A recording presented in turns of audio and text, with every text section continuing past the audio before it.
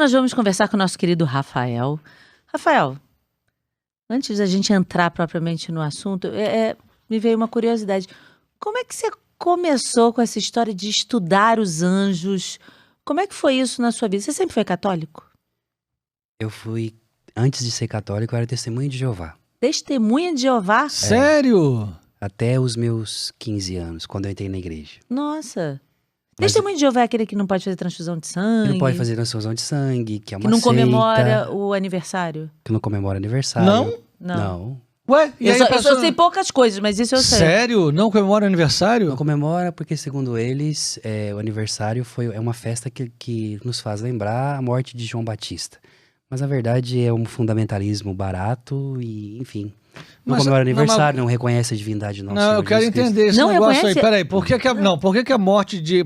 Desculpa, por que o aniversário lembra o João Batista? Porque João Batista, na festa de um aniversário, né, ele foi decapitado. Foi o pedido que a filha da esposa de Herodes, na época, fez. pediu a cabeça de João Batista num prato. Então, Num aniversário. No aniversário, no seu aniversário, no aniversário dela, né? E aí, segundo eles, não se pode celebrar por causa de João Batista, mas não tem Porque Misericórdia. relembraria esse sacrifício? Exato, mas não tem um fundamento específico. Mas e as crianças também não fazem isso? Não. Pô, a criança vai à escola, os coleguinhas todos têm aniversário, ela não É, tem? Não, não eu nunca faz. tive quando era criança. Seus Nossa, pais que eram triste. testemunhos de Jeová? Meus pais adotivos foram, né? Então, assim, se vocês quiserem, a gente começa pelo testemunho e depois a gente entra nos anjos. É isso aí que a gente quer. A gente quer conhecer saber o primeiro Rafael. quem é o Rafael. Tá bom. É. Bom, Rafael Brito é um católico resgatado das garras do mal e, ao mesmo tempo, um filho da misericórdia, né? Eu hoje tenho 41 anos, minha mãe vai fazer 57 agora. Então, minha mãe me teve com aproximadamente 15 para 16 anos. Muito novinho. Muito nova.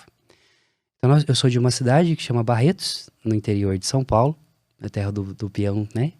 E aí, quando minha mãe ficou grávida de mim, naquele período, em 83, a família toda, a Testemunha de Jeová, foi um escândalo pela situação. Meu pai, quando ficou sabendo da gravidez de minha mãe, não assumiu a gravidez, né? Fugiu, sumiu no mundo. Que também devia ser novinho. Era já velho. Meu pai já tinha os seus 25 anos, né? Então, Velho, Nossa, ele era... Então eu morri, né? Não, eu mas quis ela dizer, tinha 14 para 15. Em relação a ela. Ah, Ele tá. já era um homem. Com 25 anos já é um homem, não é um garoto. Ela era uma garota. Exato. 14 anos é uma garota. Eu entendi. E naquele período, por ser uma família, vamos dizer assim, um pouco tradicional, um pouco conhecida na cidade. Ela era testemunha de Jeová? Toda a família. Toda a família dela. E Toda a dele família. também? Não, só da minha mãe. Tá. Minha avó, na verdade, né? E minha mãe, ela escondeu a gravidez por 3 meses. Escondeu. Você não consegue esconder gravidez de mãe, né? De vó. E aí a gente tem uma cultura na nossa família, porque nós somos também... A minha bisavó, ela era indígena.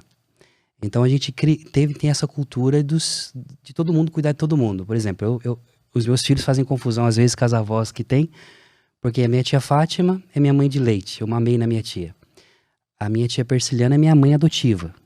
E minha mãe biológica, minha mãe Ruth. Bom, o que acontece? Que nesse período, quando teve essa situação da gravidez da minha mãe escondendo, meu tio mais velho, que cuidava da família de alguma forma, respondia no lugar do meu avô que faleceu, veio do Paraná para casa. Isso, minha mãe estava grávida, já estava na gestação do 5º mês, mais ou menos. E aí ele disse para minha mãe, olha, você vai ter que tirar essa criança. Ixi. É. Mas ele era testemunho de Jeová? Já não era mais, mas vai falar tinha, isso. vamos dizer, a cultura, né? Entendi. Mas a Ainda. testemunha de Jeová não defende o aborto. Não defende, não. Não. Porém, vamos colocar aqui, né, o moralismo falso, né, para que a gente não fique feio na sociedade, vamos dizer que você perdeu a criança. Então já naquele período, Eita. em 83 não existia o que tem hoje, a estrutura que tem hoje para essa matança, né? Então encontrou uma senhora que fazia algumas coisas, minha mãe com 15 anos disse, não, eu não vou fazer isso. Esse neném é meu, eu vou criar ele. Meu tio ficou muito chateado com a situação, saiu, Era o irmão dela. irmão mais velho. Voltou bêbado e espancou minha mãe. Então ele disse, olha, você não vai tirar a criança, eu vou tirar então esse bebê, esse monstro da sua barriga. Misericórdia. Então minha mãe foi pro hospital perdendo já tudo, né, e sangue nas pernas, enfim, tudo mais. E minha mãe ficou 15 dias na UTI. E eu nasci de 5 meses e 28 dias, Sério? em 83. Pesava 913 gramas. Cabia dentro de uma caixinha de sapato. Com 5 meses? Quase 6, né? 5 e 28 dias. Gente, E aí, realmente o Senhor falou, ninguém vai tocar nesse aqui. Vocês podem tentar, mas eu vou proteger ele. e aí acontece o seguinte, que nesse período, na maternidade da Santa Casa de Barretos, tinha uma freira, a irmã Brígida, que praticamente batizou a cidade inteira. Naquele tempo eram as irmãs que cuidavam, né, da maternidade. Então ela sobe até o CTI, que ainda não tinha UTI ainda, e fala pra minha mãe. Falou, moça, como que você vai chamar o seu neném que nasceu? Porque o médico falou que ele nasceu muito precariamente, nós não temos condições, por mais que tenha a incubadora, naquele tempo estava chegando essa tecnologia ainda, o médico disse que ele tem só 72 horas de vida. Você não quer batizar esse menino? E a minha mãe falou, olha, não entendi direito, né? Falou, isso vai ajudar ele em alguma coisa? Vai ajudar a ter o meu neném de volta? Vai. Então, como que vai ser o nome do menino? Minha mãe disse, olha, o nome dele vai ser Marcos Aurélio. Então a irmã Brígida disse, não vai ser Marcos Aurélio não, você vai mudar o nome dele para Rafael. Porque o arcanjo, existe um anjo da cura, ele é o chefe dos anjos da guarda, ele vai cuidar do seu filho, junto com o anjo da guarda. Ele explicou mais ou menos, né? A mãe tava meia com muita dor e não entendeu direito, falou, tá bom, pode fazer. Então a freira desceu, a irmã desceu e me batizou com conta-gotas, 3 gotinhas na cabeça. E mudou meu nome para Rafael e ela disse, né, olha, eu não poderia não pedir pro arcanjo ser o padrinho do Rafael Brito. Então, Ah, que lindo. espiritualmente, Seu padrinho? vamos colocar assim, que lindo. ela Ela é quis, viva, essa irmã? ela já faleceu, Que a gracinha irmã Brígida, ela ela. estão querendo abrir o processo de beatificação Poxa, que dela. bonito, né? Você É. conheceu ela? Não tive a oportunidade de conhecê-la. Ah, que linda. Mas aí, fiquei 8 meses no hospital, entre vai, não vai, morre, não morre, operação aqui e ali. Hoje eu tenho alguns problemas no pulmão, sobretudo nas vias respiratórias, por causa da má formação. Mas acabou que deu certo. Então, depois que saí, fui morar com a minha avó Dirce, um grande amor da minha vida. Minha avó era testemunha de Jeová, assídua, né? Que é mãe da sua mãe. É da minha mãe. Tá. E, por incrível que pareça, não ficou brava que eu fui batizado no leito, né? Bom, minha avó tinha uma ideia. Ela falava assim, bom, o Rafael um dia vai crescer e eu preciso de semear no coração do Rafael a palavra. Então, com todas as limitações que vovó tinha, minha avó, dos meus 2 aninhos até os meus 4 anos, todo dia antes de dormir, minha avó lia um capítulo da Bíblia para mim. Ela dizia que eu dormia lendo e ela falava, não tem problema. O Rafael um dia, tudo isso vai ficar na cabeça dele, um dia lá na frente vai dar certo. Sabedoria de vovó. E eu era o xodó de vovó, né? Então vovó, ela tinha muito problema de saúde, sobretudo na área de cardiologia, do coração. E aí, o meu primeiro impacto foi ver minha avó morrer na minha frente, né? Porque a vovó me pediu, Rafael, vai buscar o remédio pra vovó e traz aqui o remédio da pressão dela. E você Quando tinha eu que voltei, idade? tinha 4. Eu Você era viu sua avó auxiliar. morrer com uns 4 anos de idade? Quando eu voltei, vovó tava tendo, eu não entendia, tava espumando a boca. Hoje eu entendo que tava tendo derrame. Gente, é muito novo pra ver isso. E a última visão que eu tive da minha avó era do olhar da minha avó no carro, do meu tio, desse tio que quis tirar eu da barriga da mamãe, dando ré, e a minha avó fitando os olhos em mim. E a vovó faleceu. Então, assim, os últimos, eu creio, né, tenho certeza que os últimos pensamentos da minha avó era sobre mim, né? E minha avó escreveu um testamento para a família. Nesse testamento é uma cartinha bem simples, onde ela pede para minha tia, a minha tia Persiliana, que eu chamo de mãe, que é minha mãe, irmã da sua que é a mãe, irmã da né? minha mãe, de cuidar de mim, porque minha mãe era muito nova, não tinha condições ainda, então, de cuidar de mim. Então, nessa carta ela escreve assim, minha filha, o Rafael, ele é um grande amor na minha vida. Eu tenho guardado essa carta. Ela diz, eu quero que você prepare o Rafael para que no dia que eu ressuscitar dos mortos, eu possa encontrar com ele no paraíso. Ah, que bonito É isso que eu quero de você. É, bonito. E eu fui morar no Mato Grosso, saí de Barretos, fui pro Mato Grosso, fiquei 8 anos em Rondonópolis, Com a sua tia Persília. com a minha tia Persiliana, com meus tios. Família pobre, humilde, simples. E sua mãe ficou aonde? Mamãe ficou em Barretos, mas a gente se falava naquela época por carta, por telefone, mas fiquei morando lá. Só que aí tinha uma questão muito forte pra mim, que era em relação ao meu pai. Quem era o meu pai? né? Minha mãe, ela é negra e meu pai tem descendência alemã. E eu ficava imaginando como seria papai. Então, pra mim, por mais que fosse uma criança feliz, trabalhava, era testemunho de Jeová, ia nas casas. Meu sonho era ser missionário para arrancar católico da igreja. Era, tudo fui treinado pra isso. A tal ponto que com 9 anos de idade, eu estava numa festa, na escola, era a festa do Dia dos Pais, e as professoras pediram para que a gente pudesse fazer desenhos para os nossos pais. Todos os anos eu fazia 2 desenhos, um para o meu tio, que é meu pai adotivo, tio Alcides, e para o meu pai, que eu não conhecia. Sempre o mesmo desenho, uma casa, um carro, um sol, uma porta aberta, é minha mãe e meu pai. Bom, nesse dia eu voltei para casa, e eu estava com esse presentinho no bolso, né? E todos os dias, sendo que eu estava com uma missão de ler a Bíblia até os meus 10 anos, eu estava já no livro de Jeremias. Cheguei no capítulo 1 de Jeremias. E quando eu comecei a ler, e diz, antes de você nascer, ser gerado no ventre da tua mãe, eu te conhecia, né? Com 9 anos eu pensei, poxa, Deus me conheceu antes de eu nascer? Então por que eu tô atrás do meu pai? Deus é meu pai. Então eu descobri a paternidade de Deus com 9 aninhos, lendo a Bíblia. Ainda como testemunho de Jeová. Você era precoce. Você era um menino precoce. Porque com 9 anos, um menino lê a Bíblia, já... Aí comecei com 5. Com 5, olha só. Um capítulo por dia. Você era diferente. E ter essa percepção tão novo, É. né? Tinha algo diferente ali com você. E aí eu falei pra Deus, falei, Senhor, do mesmo jeito que o Senhor falou com Jeremias, que era menino igual eu, né? Fala comigo. Eu fiz um presente pro Dia dos Pais aqui. Esse presente é pra você, vem buscar. E na minha imaginação, porque criança, imaginava que Deus ia conversar comigo, ia fazer aquilo que aconteceu com Jeremias. Silêncio total, silêncio de Deus. E ali eu falei pra Deus, fiz um voto secreto do meu coração. Você não falou comigo? Então tá bom. Eu não vou mais falar com você. Ali eu parei de fazer as orações que fazia, comecei a realmente, no meu coração, me fechei pra essa realidade. Com 11 anos, eu tava jogando bola na rua, naquela época eu podia, volto em casa, escuto os meus tios falando de minha mãe. Que mamãe tinha se separado do marido, então, do companheiro dela. A sua mãe biológica ou Minha sua mãe mãe tia? biológica. Sua mãe Minha mãe biológica. E que estava morando na rua, fazia já alguns meses, com o meu irmãozinho. E que ficava na porta de uma igreja, São Luís, ali para poder receber alguma coisa. Aquilo me deixou muito revoltado. E eu disse a Deus de novo, olha, tá vendo? Meu pai me abandonou e você também. Porque se você não tivesse me abandonado, minha mãe não estava nessa situação. Então, foi se criando no meu coração esse sentimento de abandono muito grande em relação ao Nosso Senhor. Mas a família não cuidava toda uma da outra? Como é que deixaram a sua mãe virar mendiga? Mamãe, nem eu sei te explicar o que aconteceu. Ficou aquele tempo ali, né? E ainda com um bebê? Na porta de uma igreja, na igreja de São Luís. Uma igreja católica. Católica. Não foi pra igreja do Testemunho de Católica. Jeová, não, foi pra igreja católica. Com 12 anos, minha mãe foi me buscar, porque tinha casado. Falou, filho, mamãe venceu na vida, agora tem uma casa, vamos embora. E aí me levou de volta pra Barretos, com 12.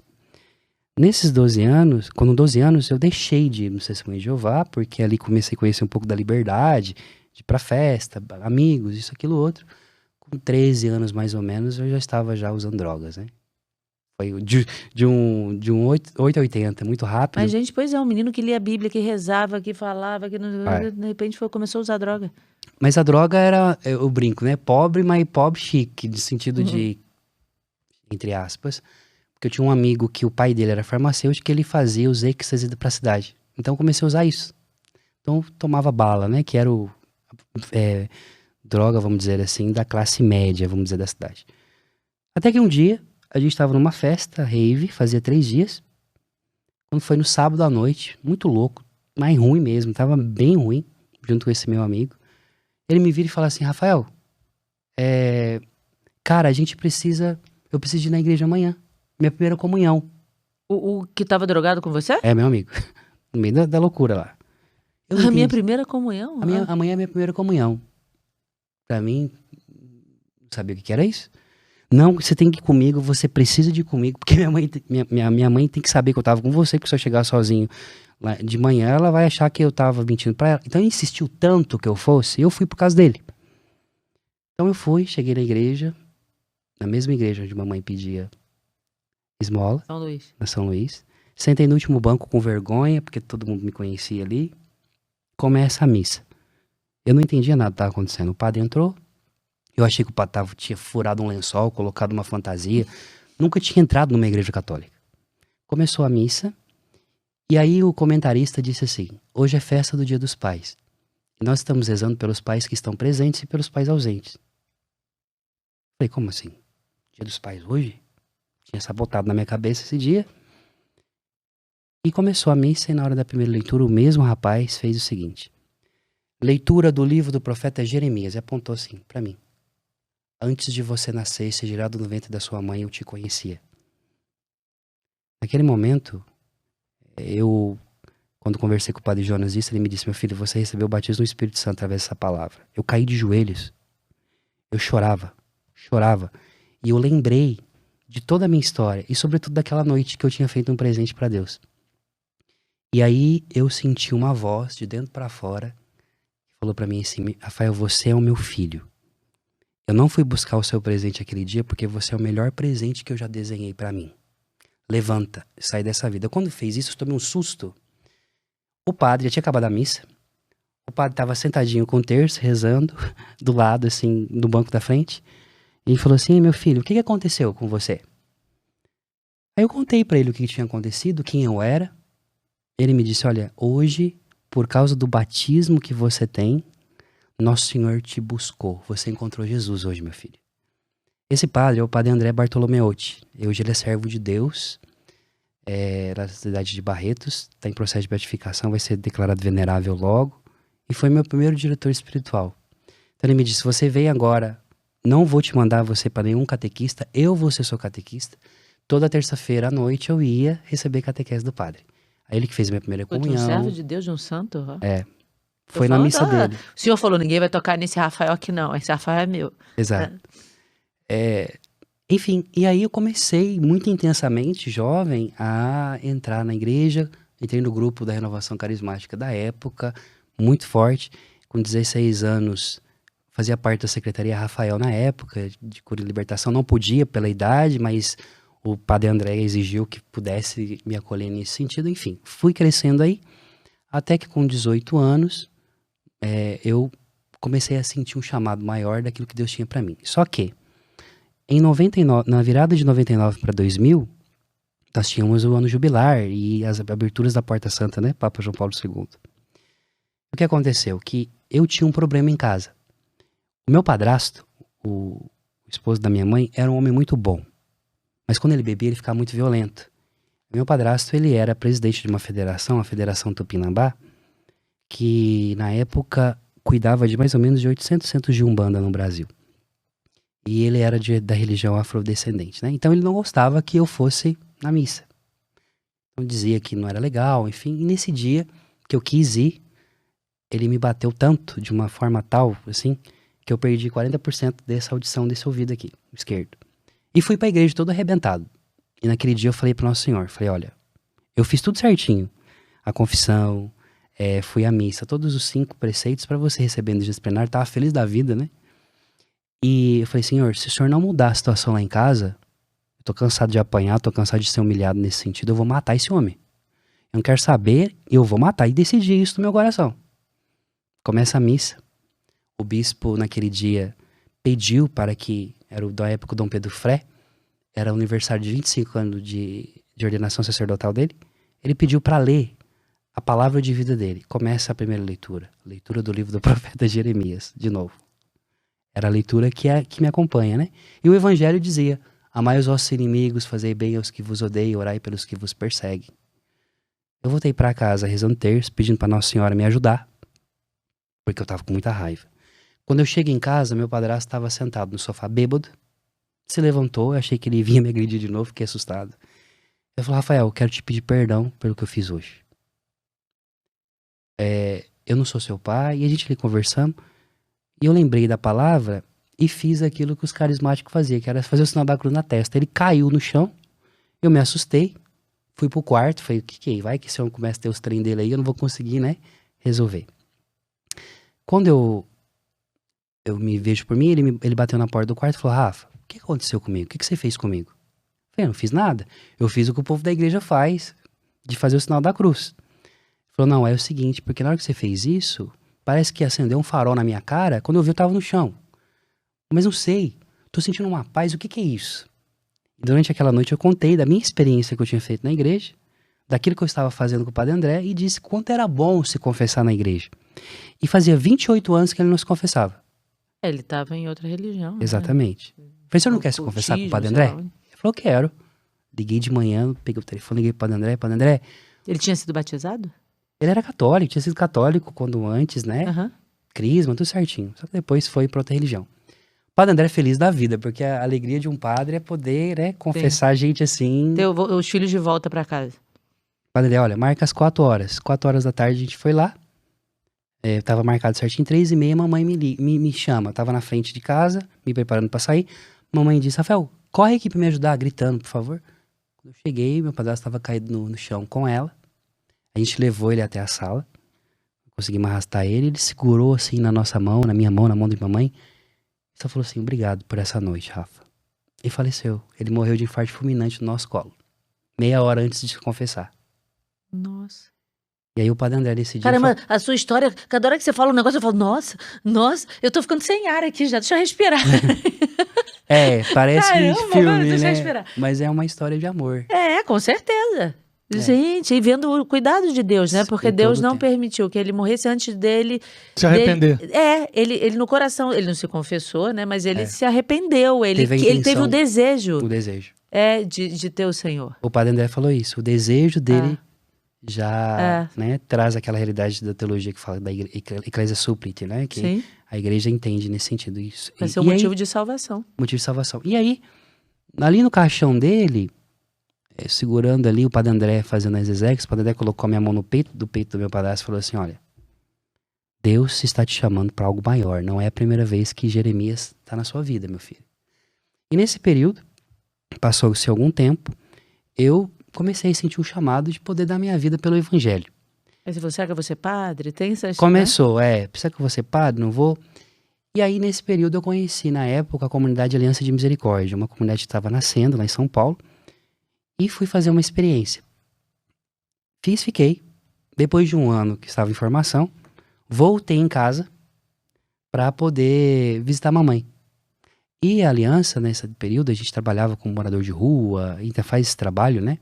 Eu fiquei 22 anos como missionário, sou muito grato por esses anos que passei lá. Mas quando chego em casa, eu falei, bom, mamãe não estava em casa, que ela foi visitar minha tia na cidade do lado, em Olímpia.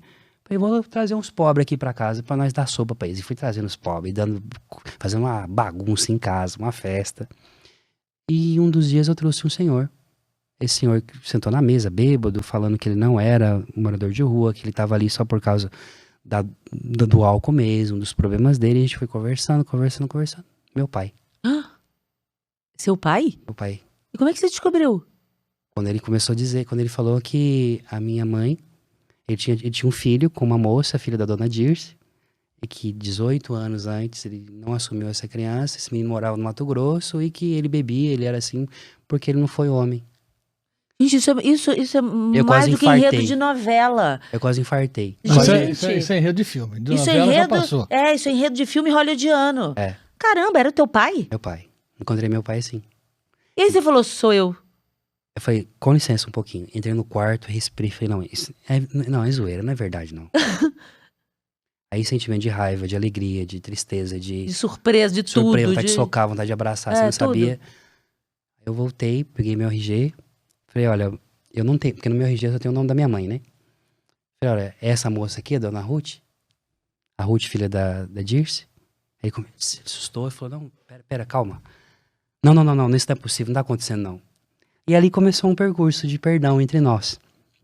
Foi um percurso longo, né, Gente, chocada com a história. Foi um percurso longo, mas beleza. Em 2012 eu fui enviado para missão na Polônia. Eu morei na Polônia 3 anos. Eu estava pregando um retiro no norte da Polônia, em Szczecin, que é uma cidade... Você estava pregando em qual idioma? Eu pregava em português e tinha tradução em polonês. Em polonês. Exato. Porque polonês não é muito simples de aprender. É uma das línguas mais difíceis. Eu consegui até então falar. Hoje já falo pouco. Entendo um pouco, mas naquele período falava em português e tinha tradução simultânea. E nós estávamos pregando para 800 sacerdotes, 860 sacerdotes da diocese. Era um encontro que o bispo tinha organizado, carismático, para os padres. E eu tinha acabado de dar meu testemunho. E a minha namorada, que hoje então é minha esposa, estava tentando me ligar e não conseguia, porque não tinha sinal o lugar. Quando conseguimos Ela é conversar... brasileira, Lívia. Brasileira, de Piracicaba. Ela disse, Rafa, faz 2 dias que eu tô tentando ligar pra você. E não consigo. Então, infelizmente, seu pai faleceu. E meu pai faleceu dia 13 de maio de 2012. De Nossa Senhora de Fátima. E eu liguei, então, pros meus tios, né? Pra minha tia, irmã do meu pai, pra saber como foi os últimos momentos dele. E ela disse que meu pai, ele morreu porque ele tinha uma úlcera por causa da bebida, estourou a úlcera dele e não conseguiram resolver a situação. E ele dizia, diga ao Rafael de vir logo, que eu quero falar tchau para meu filho. Fala pra ele pegar o ônibus da Polônia. Pra você ver como que aí era simples, né? Nossa família é bem simples. Então papai morreu chamando meu nome. Eu fiquei arrasado. Porque o meu desejo era poder cuidar do meu pai no fim da vida, né? E aí o bispo, o Dom Jenga, ele disse o seguinte, olha, hoje nós íamos fazer uma programação, mas eu quero dar uma ordem para todos os padres. Vocês, então, vão para os quartos de vocês, cada um tem as malinhas de missa de vocês. Eu quero que cada um de vocês celebre uma missa pela alma do pai do Rafael. Papai um dia recebeu mais de 800 missas pela alma dele. De uma vez só. De uma vez só. Caramba, hein? Haja sufrágio. Catapultado, né? Bom, naquele ano de 2012, eu perdi 11 familiares da minha família. Morreu o papai, depois morreu minha tia Ana, depois morreu 3 primos que foram assassinados, 2 tios que morreram de acidente, e foi igual o Jó. Morreu e não deu pra te avisar, já estava enterrado. E foi criando em mim, naquele período, vamos dizer assim, uma depressão terrível. E eu tinha que pregar o evangelho, eu estava arrebentado. Até que em agosto daquele ano, mamãe me liga. E fala, filho, o teu tio, o tio que tentou, que bateu na mamãe, está em Goiás, abandonado, teve um derrame, e eu só tô te avisando, que a mãe não pede, a mãe avisa, né? Eu tô te avisando pra você ir lá bater nele. Não, mentira, pra você ir lá acolher ele. Não, eu tava na Claro Polônia. que não, eu sei. Ela disse, eu estou indo lá buscar seu tio, que ele vai vir morar comigo. Sim, isso é uma atitude cristã verdadeira. Se é uma pessoa do mundo, fala, eu vou lá mesmo pra cuspir e falar, bem feito que você tá aí no chão. Exatamente. Isso merece estar aí. Não é isso que Jesus ensinou. Mamãe pegou e levou meu tio pra cuidar dele, e ficou com ele até o final do ano. E naquele período eu senti que eu precisava de fazer um passo. Então peguei o telefone, liguei pro meu tio e falei, tio, é o seguinte, eu sei tudo que aconteceu lá atrás. Agora eu entendo porque eu tremia quando o senhor chegava perto de mim. Eu tinha medo do senhor. Eu quero dizer pro senhor que tá tudo bem, a vida continua, o senhor tá perdoado, eu peço perdão também de alguma coisa que eu tenha feito pro senhor. E a gente se reconciliou. E eu comecei a pedir pro padre da nossa paróquia de poder, de alguma forma, levar alguém pra catequizar meu tio, pro meu tio ser batizado. Mas nunca deu certo, infelizmente a gente sabe como funciona hoje em dia, a realidade de um pároco não é fácil, ainda mais no interior. Coitado, não consegue fazer tantas muita coisas. coisa, muita atividade. Enfim. Bom, em dezembro eu chego no Brasil pra ficar noivo.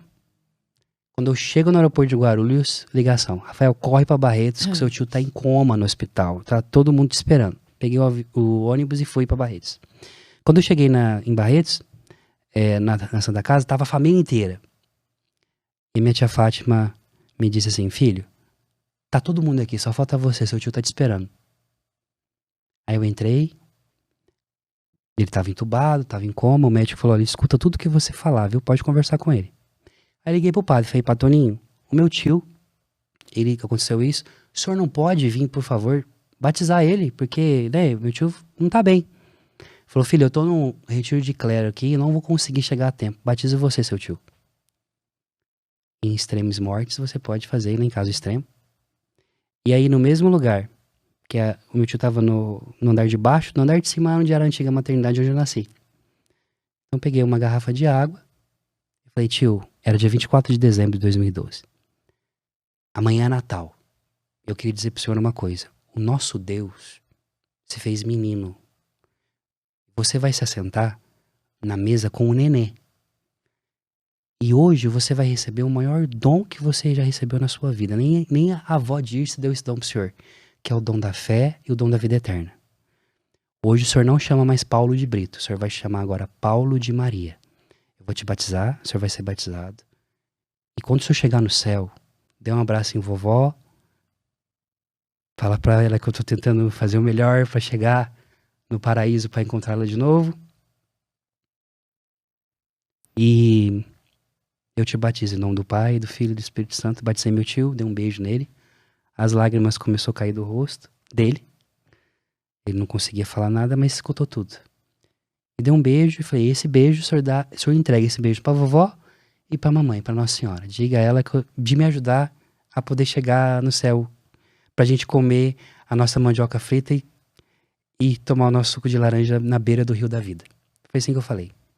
Saí, 10, 15 minutos depois o médico chegou atrás falando que ele tinha falecido.